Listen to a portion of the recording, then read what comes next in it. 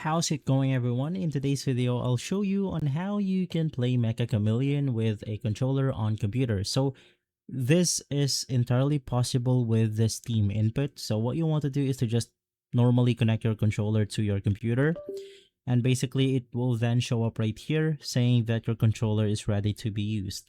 You can also double check by navigating through setting, navigate to the controller, and basically here is the controller that we are currently using. Now off the get-go, it will not be compatible with any game that you basically launch. So what you want to do is to navigate through Mecha Chameleon.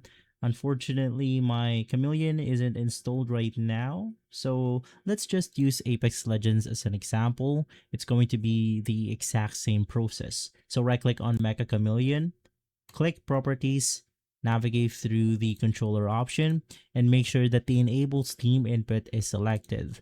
So in that way, Steam will override the native controls of your controller, and it will go ahead and make it compatible with the game that you are basically playing. That's Mecha Chameleon.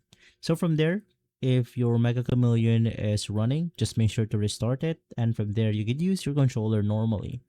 And so guys, if this video has been helpful, leave a like, subscribe, and follow us for more videos like this. Thanks for watching.